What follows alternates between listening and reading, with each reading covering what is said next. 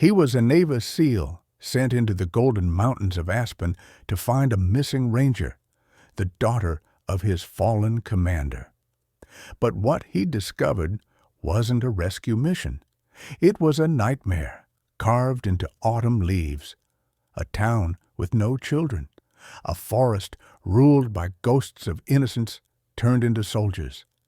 And deep in those blood-colored woods, one man, one woman, and a loyal dog would fight not just to survive, but to save what was left of the human soul.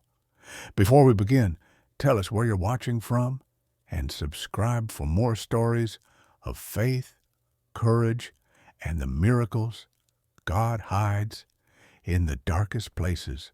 Autumn had set the mountains of Aspen ablaze with gold. Every pine needle shimmered in the cold sunlight, and the wind smelled of cedar, smoke, and the coming storm. Ethan Cole adjusted the strap of his tactical vest, the weight of his gear grounding him more than the mountain beneath his boots. The retired Navy SEAL wasn't supposed to be here, not in uniform, not in this world of red leaves and ghosts, but the mission orders were personal. Find Maya Thompson, a missing park ranger and the daughter of the man who once commanded him. Ethan moved with the silent rhythm of habit, his boots crunching over brittle pine needles. His new gear was regulation precise, SEAL standard combat uniform and forest camouflage, Kevlar plate carrier, holstered SIG P320, combat knife strapped to his thigh, and tactical headset, still tuned to an encrypted channel out of reflex. Across his back, his M4A1 carbine gleamed faintly in the slanted sunlight, and the patch on his right shoulder, the faded trident insignia, whispered of the life he swore he left behind. Beside him trotted Hunter, his German shepherd, 5 years old, muscled and disciplined, fur black and tan like burnished bronze. The dog moved low and quiet, ears forward, trained to detect movement long before Ethan could. He had once saved Ethan's life in Kandahar. Now he was more than a partner. He was the only family left. The trail curved along a ridge where aspen leaves swirled like gold coins in the wind. Then Hunter froze, muscles locking, head tilted toward the ravine below. Ethan followed his gaze and saw it. A pickup truck, crushed nose first against the rocks, half buried under branches and mud. Steam still curled from the twisted engine, faint but visible. Ethan's heart tightened. He descended carefully, sliding down the embankment, rifle slung forward. The air grew colder the closer he got, thick with the metallic tang of oil and blood. He scanned the scene with a soldier's eye, entry points, exit angles, impact vectors. The truck's windshield was shattered inward. The driver's door hung open.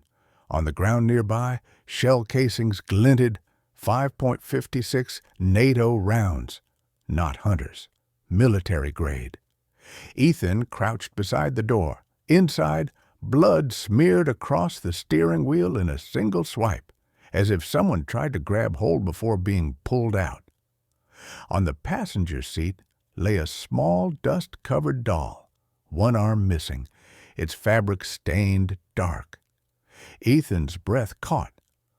"What the hell were you doing here, Maya?"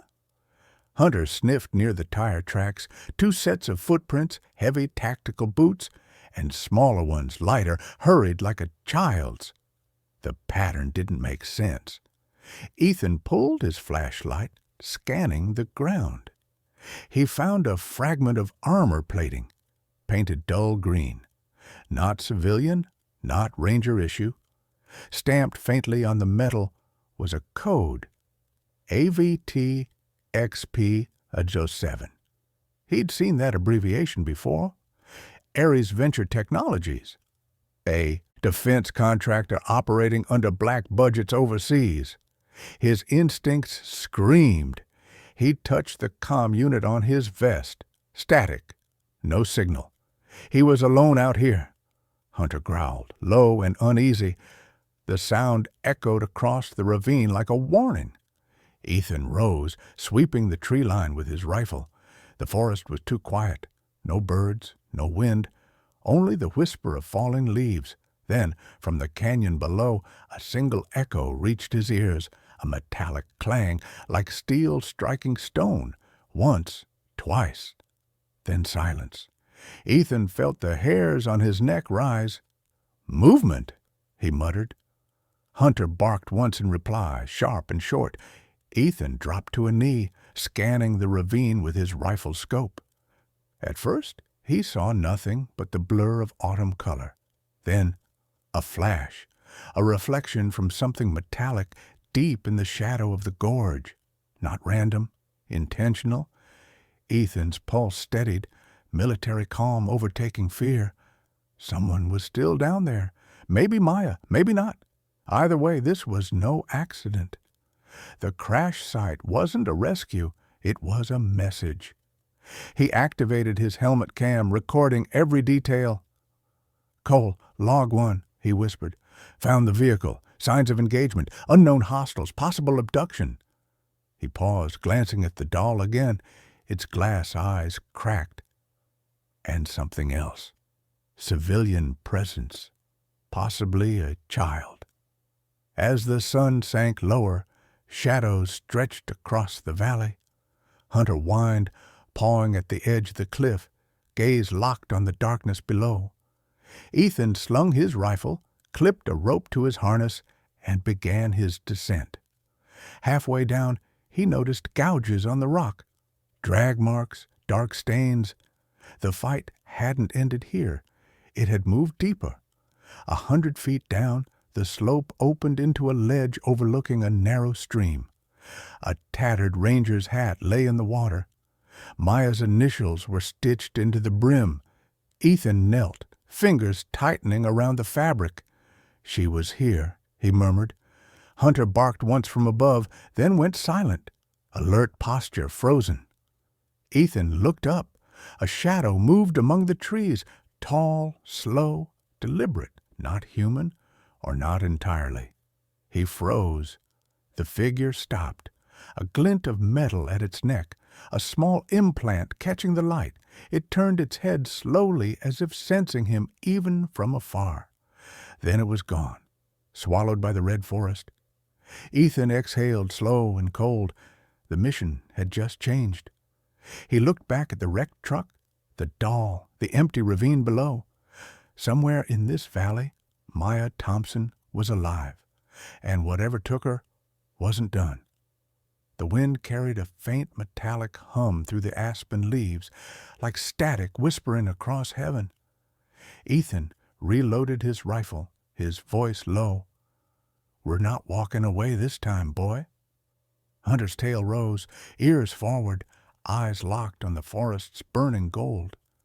Together, they disappeared into the trees, into the silence where faith would soon be tested by fire.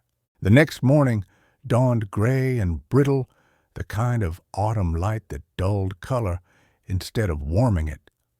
The forest around Aspen Ridge was still, heavy with mist that hung low among the branches. Ethan Cole awoke inside his tent near the edge of the ridge, his breath visible in the cold air. He hadn't slept much. Memories of the wreck, the blood, and Sarah Jennings' warning replayed in his mind like an unfinished briefing. Hunter lay curled beside him, his chest rising and falling steadily, though even in rest the dog's ears twitched at every sound. Ethan packed his gear quickly. He had one destination now, Pine Hollow, the town Sarah had spoken of, the place with no laughter, no children. By midday, he reached the outskirts of Pine Hollow. The town was small, maybe a few hundred people at most, a collection of aging wooden houses and sagging porches that looked as though they'd been forgotten by time.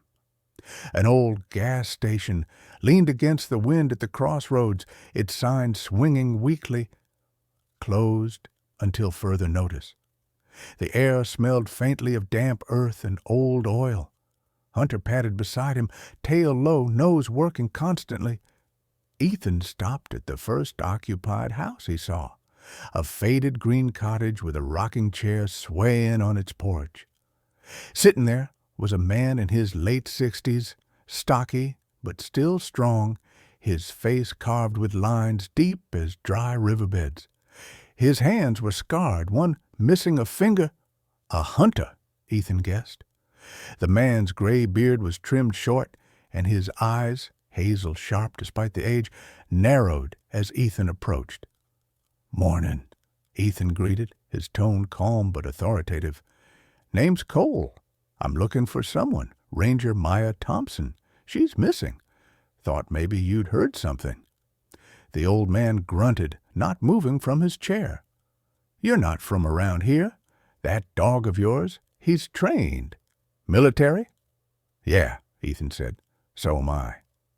The man's name, as he later introduced himself, was Tom Avery, once a mill worker, before the plant shut down. Now he spent his days trapping rabbits and fixing his roof, he claimed, though his rifle resting by the door suggested he still expected trouble. Tom's voice carried the rasp of a man who smoked too long and spoke too little. "Ranger girl was asking questions about the trucks," he said finally. "She came by last week, same as you. Pretty stubborn thing. Didn't know when to stop digging. I told her to leave it alone." "Why?" Ethan asked. Tom's gaze drifted toward the tree line that bordered the town. "Because things disappear here," he said softly. "People, animals, kids. Sometimes trucks drive up into those woods at night. No headlights, no engines running, just rolling, quiet as ghosts. Then come morning, you'll find the dirt torn up like something heavy was buried." Ethan's stomach tightened. "And no one reports it." Tom gave a humorless laugh. "To who? Sheriff's office hasn't been the same since Croft Mining bought half this land. Sheriff's their man now. You want answers, you'll find him at the diner. He's always there, pretending to keep order." Ethan studied the man's weathered face. He could tell Tom wasn't lying, but he was afraid. Everyone here was. "Thanks," Ethan said quietly, turning away. Hunter gave a low growl, sensing the tension. The Pine Hollow Diner sat on the main street, its neon sign flickering weakly between Pine Hoe and Ein Hall. Inside, the smell of burnt coffee and frying bacon mixed with the heavy stillness of avoidance. The locals sat in silence, eyes on their plates. Conversations died when Ethan entered. Behind the counter stood Linda Harrow, the owner, a tall woman in her 40s with auburn hair tied up messily and a faded tattoo of a sparrow on her wrist.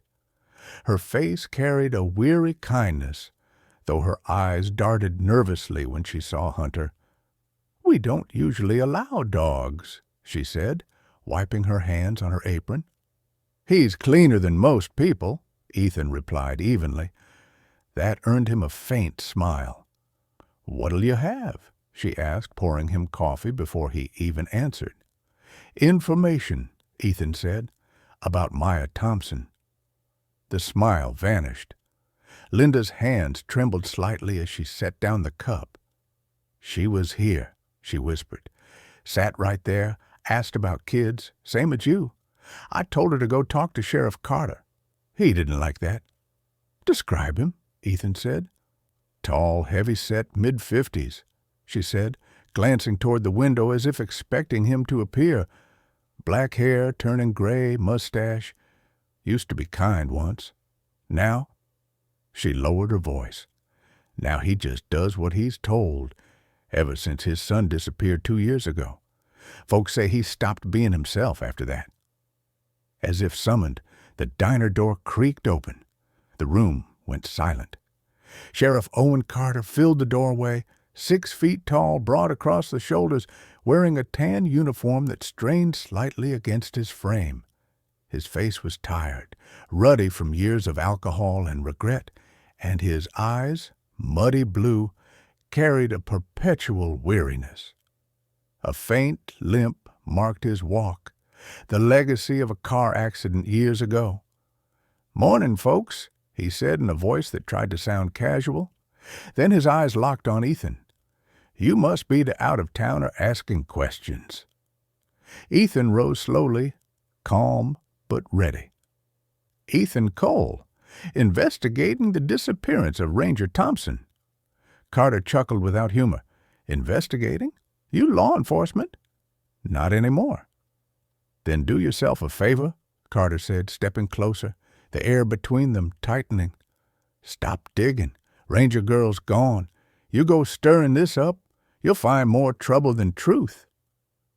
Ethan's expression didn't change. "That a warning, Sheriff?" Carter leaned in, his breath smelling faintly of whiskey. "That's experience talking." Then he tipped his hat to Linda, turned, and left. Plop-hey! Bell over the door jingled softly, a sound too small for the weight it carried. Linda exhaled shakily. "You shouldn't have come here," she said under her breath. Ethan finished his coffee in silence, then stood. "Thanks for the hospitality." As he stepped outside, the clouds had thickened, pressing low against the valley.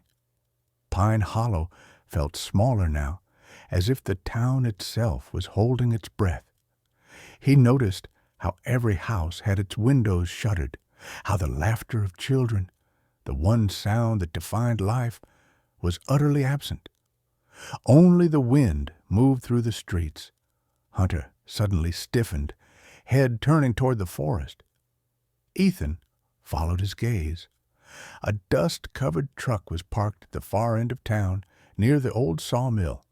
Its cargo bed was lined with metal crates covered in canvas.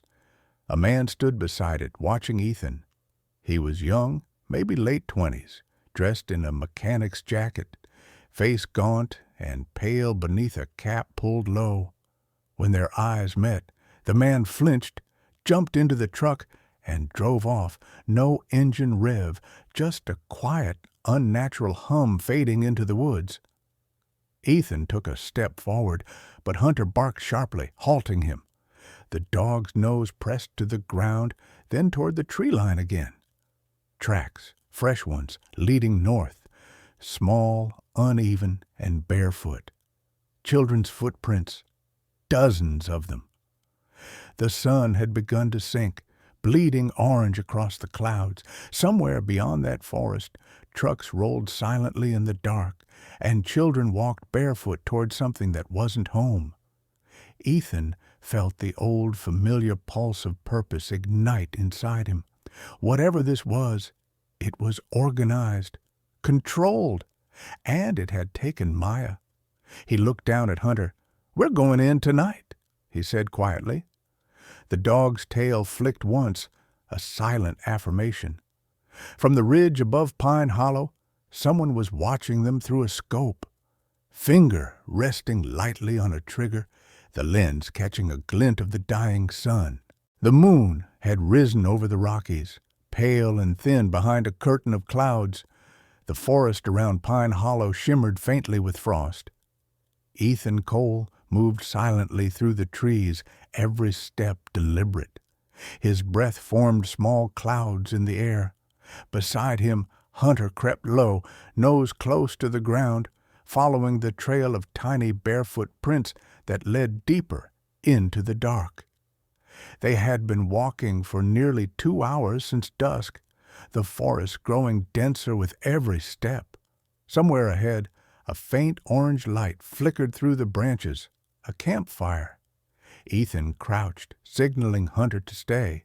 He raised his binoculars. The fire burned in a small clearing surrounded by old mining shacks. Around it, 5 children sat silently, their faces pale, dirt-smudged, eyes vacant as if hollowed out. Each clutched a rifle, too large for their small hands. A tall man stood nearby, his figure lean and sinewy, coat tattered but clean. His face was gaunt, His beard streaked with gray, though he couldn't have been older than 40. His name, Ethan would soon learn, was Reed Wallace, a man once known in the area as a wilderness guide before vanishing 2 years ago. Reed moved with the calm precision of a soldier, his voice low but sharp when he spoke. Eyes forward, no sound. You see the lights from town, you stop moving. Understand? The children nodded in eerie unison. Reed's eyes flicked toward the tree line suddenly, as if sensing Ethan's presence.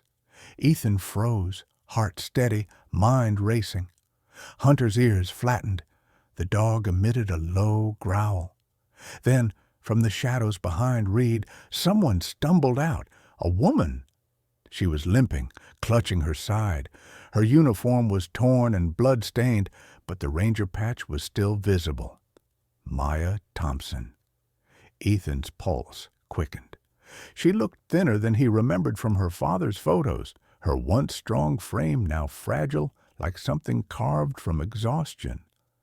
Her hair, chestnut brown, hung in tangled waves around her pale face, and her green eyes, though clouded with pain, burned with defiance. Reed grabbed her arm roughly, dragging her toward the firelight. "You shouldn't have come back here," he said coldly. "I told you," Maya hissed through clenched teeth. "I'm not letting you take them again." Reed's expression hardened. "You still think you can save them? You have no idea what these kids have seen." Ethan's jaw tightened. Every instinct screamed to move, to intervene. But he waited, reading the situation. He needed to know who Reed was, what he wanted. The air between the two crackled with history. Maya was clearly someone Reed once trusted, and maybe betrayed. When Reed turned his back to tend the fire, Ethan moved. A shadow among shadows, he closed the distance in seconds. Hunter burst from the brush at the same moment, a streak of muscle and fur. The dog lunged, pinning Reed before he could raise his weapon. Ethan appeared out of the dark, gun drawn. "Don't move," he said. Reed froze, his eyes flicking from Ethan to the dog's teeth at his throat. "You're military," he said flatly. "Figures." "Ethan Cole, former SEAL," Ethan said. "You're done hurting people." Reed gave a small, humorless smile. "You think you're rescuing them? You don't get it." His voice dropped to a hiss. "They're not prisoners. They're soldiers." Maya stumbled forward, clutching her wounded side. "He's lying," she rasped. "They were taken from nearby towns, conditioned, forced to raid supply trucks for the people funding this." Ethan's mind sharpened. "Who's funding it?" Before she could answer, a distant rumble echoed through the valley. Engines, headlights cut through the forest in the distance. Reed smirked. "You're too late. They're coming for their investment." Ethan didn't wait. "Maya, move!" He yanked Reed to his feet, pushing him toward a tree. "Hunter, watch him!" The dog growled, keeping Reed pinned as Ethan supported Maya toward the rear of the clearing. The children were motionless, confused, staring as the rumble grew louder. They reached a small log shelter, Maya's camp. Inside, maps and notebooks covered a crude wooden table. Ethan scanned them quickly. Diagrams of truck routes, supply chains, coordinates marked deep in the mountains. "You've been tracking them for months?" he said. Maya nodded weakly, sitting on a crate. "Ever since the first abductions. I followed the shipments. They moved children like cargo. Reed was one of them. He used to help me until he switched sides." She pressed a hand against her wound, her breathing shallow. "They promised him something. I don't know what." Ethan knelt beside her, inspecting the injury. The wound was deep, but not fatal. Probably shrapnel. "You need stitches. Can you walk?" "Long enough," she said. forcing a smirk that didn't reach her eyes. "I'm not dying in this forest." Outside, headlights drew closer. Ethan peered through a crack in the wooden wall. 3 trucks stopped near the clearing, men in tactical gear stepping out, organized, disciplined, not local thugs. These were professionals. Each wore a black patch with a silver insignia, a Spartan helmet with the letters AVT. Ethan's breath caught. He remembered that name, Ares Venture Technologies, the same defense contractor whose private teams had operated overseas, beyond regulation. If they were here, this wasn't simple trafficking. It was a covert military operation. Hunter barked once, a warning. Reed was gone. The chain that had bound his wrists lay empty near the tree. Ethan cursed under his breath. "He's leading them here." Maya reached for her rifle, gritting her teeth. "Then we end it here." Ethan's tactical mind snapped into focus. "We can't take them all. We move north. There's a stream. We follow it to higher ground. They won't risk vehicles up there." He threw his spare pistol to Maya. "Can you shoot?" Her answer was a single nod. "Better than I can breathe." They slipped out the back of the shelter as the first bursts of gunfire shredded the clearing. Bullets tore through the wooden walls, sparks flying. Ethan led her into the trees, moving fast, Hunter covering their flank. The forest came alive with chaos, the roar of engines, the shouts of men, the thud of boots on frozen ground. Behind them, the camp went up in flames. The orange light painted the trees in violent color. Ethan didn't look back, but he could hear the children screaming, some in fear, some in confusion. He wanted to go back for them, but survival came first. He'd come back for them later. They reached the stream, icy water rushing beneath a thin crust of ice. Maya stumbled, nearly falling, but Ethan caught her, steadying her against his shoulder. For a moment, her hand lingered on his arm. "Why are you helping me?" she asked quietly, breath hitching. "Because your father once saved my life," he said simply, "and because whatever this is, it doesn't end here." Hunter barked again, ears pricked toward the ridge ahead. Movement! Ethan raised his weapon, eyes narrowing. A silhouette stood against the moonlight at the top of the hill. For a moment he thought it was Reed, but it was smaller, thinner. A child, a boy of about 12, pale hair gleaming faintly, a rifle slung awkwardly over his shoulder. His face was expressionless, almost tranquil, and through the quiet he said something that froze Ethan where he stood. "They're waiting for you at the lake," the boy said softly. "She told me you'd come." Ethan lowered his weapon slowly. "Who told you that?" The boy's gaze shifted toward the burning forest behind them. "The woman in the red coat." Then he turned and vanished into the trees. Ethan exchanged a grim look with Maya. Whoever that woman was, she was next, and she was expecting him. The night air grew colder as Ethan Cole and Maya Thompson followed the narrow stream cutting through the forest. The smoke from the burning camp had faded behind them, leaving only the whisper of water and the crunch of frost under their boots. The moon hung low, veiled by drifting clouds, and the wind carried the faint echo of something unnatural, the low hum of machinery hidden deep in the woods. Ethan moved cautiously, every sense sharpened. Hunter padded ahead, nose twitching, tail rigid, guiding them like a compass of instinct.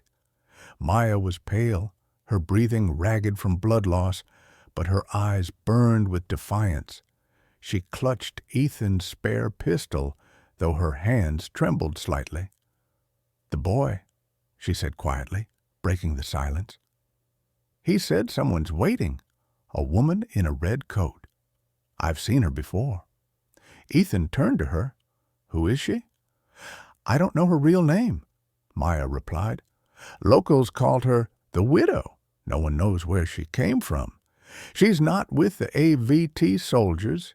She's higher, the one who makes them obey." Hunter stopped suddenly, muscles tense. Ahead, through the birch trees, faint lanterns flickered near a frozen lake. A small cabin stood there, half buried in mist, its reflection trembling on the ice. Ethan signaled for silence, crouching low as they approached. The cabin was old, pre-war design, its walls built from rough timber, the windows patched with yellowed newspaper. Smoke curled faintly from a chimney. Then she appeared. The woman stood outside the cabin, facing the lake as if waiting for something to rise from its depths. Her red wool coat was immaculate against the pale snow, the color of fresh blood in moonlight. She was tall, elegant, but unnervingly still, her posture perfectly straight. When she turned, Ethan saw a face that didn't belong to the wilderness. Sharp, aristocratic features, pale skin untouched by the cold, and hair as black as wet ink, cascading over her shoulders. Her eyes, a piercing gray, seemed to see through him instantly. "Mr. Cole," she said, her voice smooth as glass. "You've come a long way." Ethan froze, hand near his weapon. "You know who I am." "Of course," she smiled faintly. "Navy SEAL, 2 tours Afghanistan, honorably discharged, haunted by ghosts you can't name. You were never supposed to find this place." Maya stepped forward, defiant despite her wound. "Who are you? What have you done with those children?" The woman tilted her head slightly. "They're not children anymore, Miss Thompson. They're prototypes." Her tone was almost gentle, as if she were explaining the weather. "AVT calls it the Eden program, cognitive reconditioning through trauma. Obedience built from fear. They are designed to survive a world that no longer wants them." Ethan's jaw tightened. "You turned orphans into soldiers," she smiled. "I turned chaos into control." Ethan stepped closer, his voice low. "Your name?" "You may call me Dr. Evelyn Hart," she said, the title rolling off her tongue with quiet pride. "I used to work for the Department of Defense, Human Behavior Division, then they shut us down for ethical reasons." She let out a soft laugh. "Ethics are such an inconvenience." Maya raised her pistol, fury burning through the fatigue. "You killed them. You killed their childhoods." Dr. Hart's gaze softened, almost maternal. "No, my dear, I saved them. The world out there would have devoured them anyway. Hunger, war, neglect. At least now they have purpose." Ethan noticed the faint movement near the cabin door. 2 figures stood in the shadows. Guards. Both wore black tactical gear with AVT insignia. One was tall and broad, his shaved head gleaming under the lantern light, his name patch reading R. Dalton. His expression was blank, eyes cold and mechanical. The other was a woman, lean and sharp, with short blonde hair and a scar cutting across her lip. Sergeant Vega, by her tag. She watched Ethan like a hawk waiting to strike. Dr. Hart gestured slightly, and the guards raised their rifles, lasers finding Ethan's chest. "Please," she said, "no heroics. You've seen enough. Walk away, and this night will fade like a dream." But Ethan wasn't listening to her voice. He was listening to something else, a faint rhythmic tapping from beneath the frozen lake. Tap, pause, tap, tap. The pattern was too deliberate, too human. Someone, or something, was trapped under the ice. Maya saw it too. Her eyes widened. "Ethan." Dr. Hart followed their gaze and smiled thinly. "Ah, you're hearing the lake breathe. Don't worry, It's just the old research bunker underneath. We used it for containment before the program expanded." Ethan's instinct screamed. Containment? That meant survivors or experiments. He took a step closer, ignoring the rifles aimed at him. "You're lying. Someone's down there." Dr. Hart sighed, as if disappointed in a student. "You really should have stayed in your world, Mr. Cole. The one where monsters wear uniforms instead of faces." She nodded toward her guards. "And this." Before the triggers were pulled, Hunter lunged. The dog hit Dalton squarely, teeth sinking into the man's forearm, forcing him to drop his rifle. Ethan grabbed Maya and dove behind a fallen log as bullets tore through the snow, spraying wood and bark. Vega fired short, controlled bursts, her eyes cold and precise. Ethan returned fire, hitting the lantern and plunging the clearing into near darkness. "Run!" he shouted. Maya stumbled toward the trees while Hunter disengaged, blood streaking his muzzle. Ethan fired again, grazing Vega's shoulder, forcing her behind cover.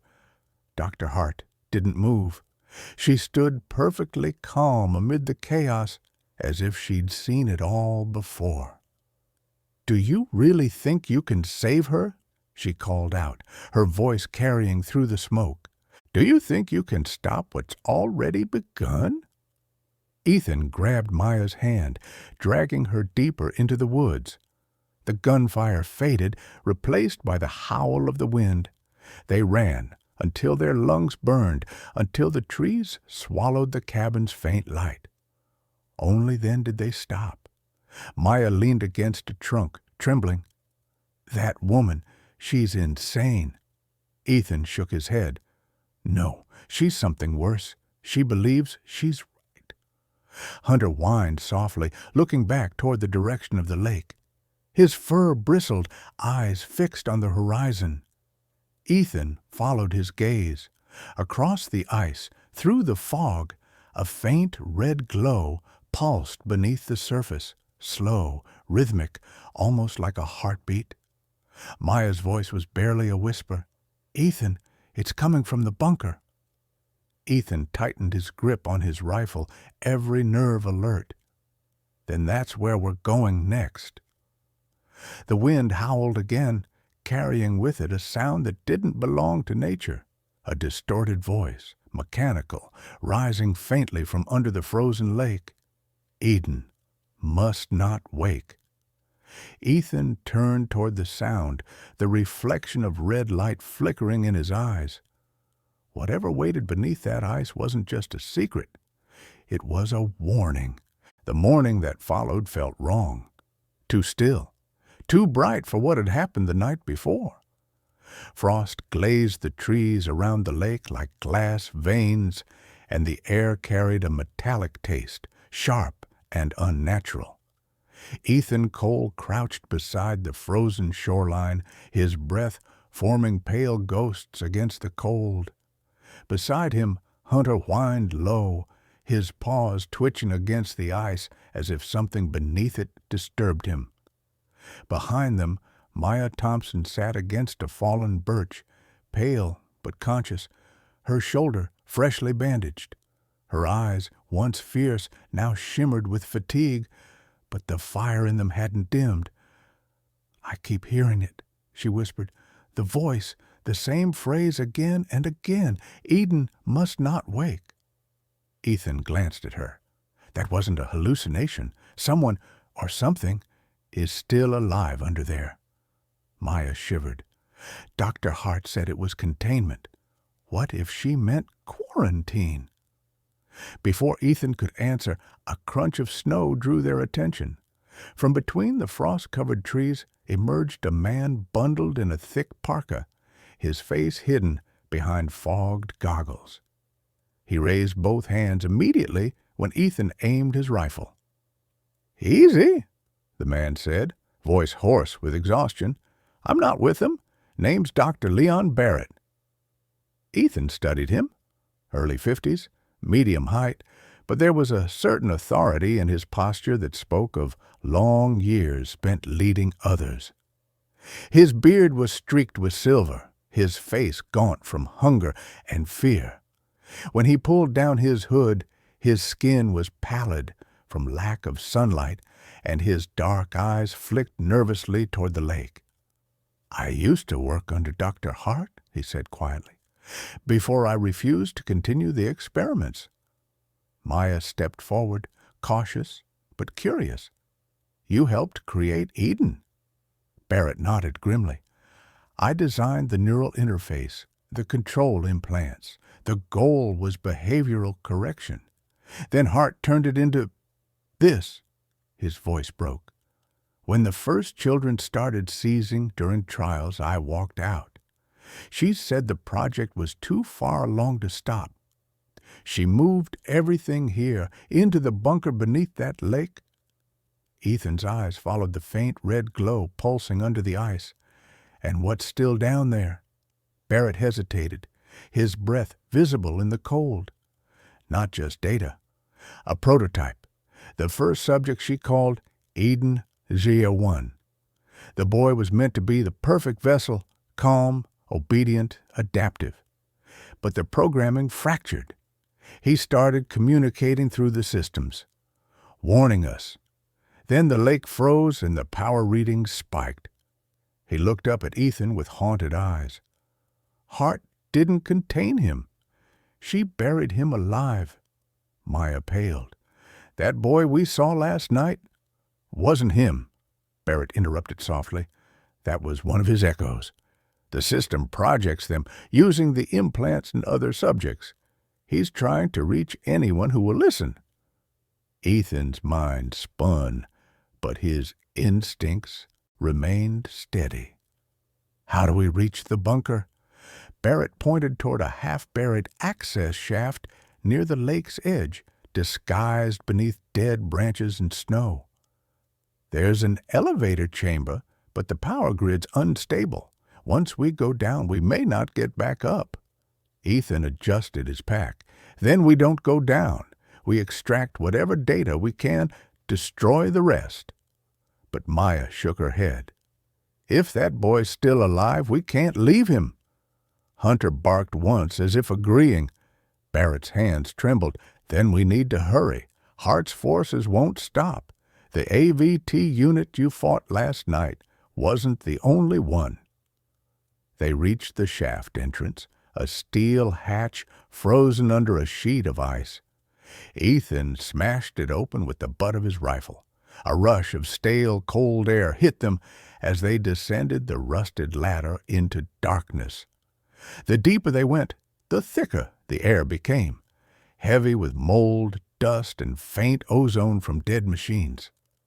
The bunker opened into a massive corridor lined with flickering lights. Walls of glass pods stretched into the shadows, hundreds of them, each filled with murky fluid. Inside lay children in suspended animation, electrodes crawling across their skin like vines. Their faces were peaceful, too peaceful. Maya covered her mouth, horrified. "Oh, my God!"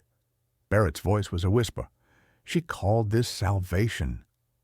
Ethan moved cautiously, flashlight sweeping over a control terminal. The screens blinked erratically, displaying fragments of code and a single recurring line.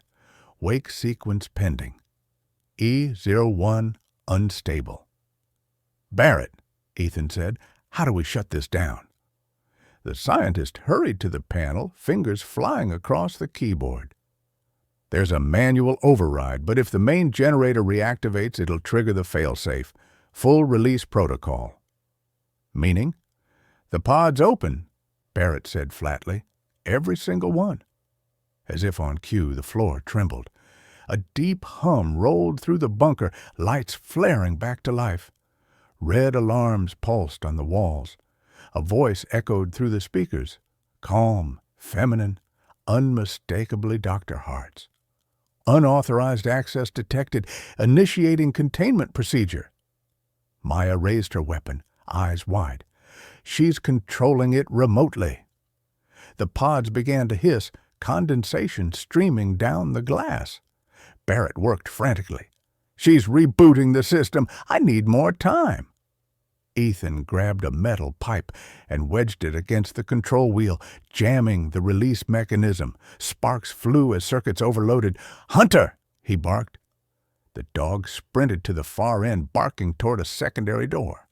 Through the reinforced glass window beyond that door, something stirred, a silhouette small and still, suspended in fluid. A boy, his eyes opened slowly, glowing faintly red in the dark. The monitors around him spiked with data. Ethan's heart clenched. "That's him." Barrett's voice was shaking. "Eden 01. The boy's lips moved, but the sound came through the speakers, distorted and childlike. "They will wake. Stop her, before she makes more." Maya pressed closer to the glass. "We're here to help you." But the boy's eyes shifted toward something behind them. "No, she's already here." A metallic crash echoed from the access tunnel above. Heavy boots hit the ladder, multiple soldiers descending fast. Barrett's face went white. "AVT reinforcements!" Ethan cursed under his breath. "We need to move now." He fired at the power conduit, shattering the main cable. The lights flickered and went black, plunging the chamber into darkness. Only the boy's glowing eyes remained visible, staring at them through the gloom. "Find the north corridor," Barrett whispered. "There's another exit through the ventilation shaft." They sprinted through the maze of pods, Hunter leading, growls echoing in the dark. Behind them, gunfire erupted, bullets sparking off metal. One struck Barrett's shoulder. He fell with a grunt. Ethan hauled him up without hesitation, adrenaline overriding pain. They reached the corridor, light from the shaft above barely visible. Maya climbed first, then Barrett, blood staining his sleeve. Ethan covered their retreat, firing into the dark. The last thing he saw before climbing was the bunker sealing itself, thick steel doors locking into place, muffled screams of the pods fading behind walls, and faintly, through the comm system still crackling with static, Dr. Hart's voice whispered, "You've opened the wrong door, Mr. Cole. Now let's see what wakes instead." The first light of morning bled across the mountains like a wound reopening, pale and trembling. Frost clung to the pine needles, and the distant lake was shrouded in mist that glowed faintly red beneath the ice. Ethan Cole dragged himself from the ventilation shaft, his breath sharp in the cold. Behind him, Maya Thompson climbed out next, her face pale and streaked with grime, but her eyes fierce as ever. Dr. Leon Barrett stumbled after them, clutching his injured arm. Hunter emerged last, shaking frost from his coat, his breath steaming like smoke in the dawn air. They had escaped, but only barely. The bunker behind them rumbled like something alive, the steel plates shifting under unseen pressure. From below came a low vibration, the mechanical heartbeat of a system waking from forced sleep. Ethan turned toward Barrett. "You said the pods were sealed." "They were," Barrett rasped, his voice frayed, "but if the fail-safe engaged after we cut the power, it might have triggered the release cycle manually." "So they're waking up," Maya whispered, her voice barely audible. Barrett nodded grimly. "And if Hart still controls the signal, she can command them all at once." Ethan checked the horizon. In the far distance, a convoy of black AVT trucks wound through the mountain road, reinforcements. Time was running out. "We end this," he said. "Today." They moved quickly through the forest toward a nearby ranger outpost, half collapsed but still standing. Its radio tower, though battered by years of storms, loomed above the tree line like a silver spear. If they could reach it, Ethan could broadcast a distress signal using Barrett's data. Everything Hart had done, every name, every location. Inside the cabin, the air smelled of damp wood and smoke. Maya sank into a chair, exhaustion washing over her. Barrett sat opposite her, booting up his portable terminal. Hunter paced restlessly, ears twitching. "Signal's weak," Barrett muttered, his fingers shaking as he typed. "We'll need direct uplink from the tower." Ethan nodded, moving to the window to scout the road below. Through the fog, he saw movement, a lone figure walking toward the cabin. At first, he thought it was another soldier, but as the shape grew clearer, his stomach turned cold. It was Reed Wallace. The former guide looked almost unrecognizable now, his face gaunt, eyes bloodshot, skin ash-pale under the morning light. His coat was torn, soaked through with thawing frost, but it was the mark on his neck that made Ethan's blood run cold, a faint metallic glint embedded just beneath the skin. A control implant. Reed's voice was low, distant, as he stopped a few yards from the cabin. "She's here," he said. "She's coming through them." Barrett stood abruptly. "The neural signal. She's transmitting directly into the host implants." As if on cue, the forest fell silent. Then, one by one, shadows began to appear. Among the trees, dozens of small figures moving stiffly through the fog. Children, their faces expressionless, their eyes faintly glowing red. They moved in unison, surrounding the cabin. Maya's voice broke. "Oh, God, she's controlling them." Ethan raised his rifle, forcing down the wave of dread. "Barrett, how do we cut the signal?" Barrett pointed to the tower outside. "The uplink antenna. If we reverse its frequency, we can scramble her command stream, but it'll draw every drone and soldier within 10 miles. "Then we do it fast," Ethan said. He turned to Maya. "Can you cover him?" She loaded her pistol with shaking hands. "Always." They moved. Barrett climbed the tower's rusted ladder, his injured arm trembling with effort. Ethan and Maya took positions at the base, exchanging fire with the first wave of approaching AVT soldiers. The air filled with the crack of gunfire, the metallic tang of shell casings. Hunter lunged at an advancing soldier, knocking him down before another blast of bullets sent splinters flying across the snow. At the top, Barrett connected his device to the antenna. Sparks flared. Almost there. A bullet struck the metal railing near him, showering sparks. Barrett flinched but held his ground. His fingers danced across the keys. Reversing polarity now. The tower groaned, lights flickering. Then a shock wave rippled outward, visible in the air like heat distortion. The children around the cabin froze mid-step, their glowing eyes flickering erratically. Some dropped to their knees, clutching their heads, crying out, not in rage, but confusion. Maya looked up at Ethan, tears streaking her dirty cheeks. "You did it. He's breaking her control." But Barrett didn't answer. At the top of the tower, his terminal sparked violently. A bright flash engulfed the platform, and his silhouette went still. Ethan's heart dropped. "Barrett!" He sprinted toward the ladder, but before he could climb, a familiar voice echoed through the speakers of the terminal, calm, poised, and venomous. "Did you really think it would be that easy, Mr. Cole?" Dr. Evelyn Hart's voice seemed to come from everywhere, the forest, the tower, even the air itself. "You cut the leash, but I built the beast. You can't kill an idea." Ethan scanned the tree line. A black helicopter descended through the mist, kicking up snow and ash.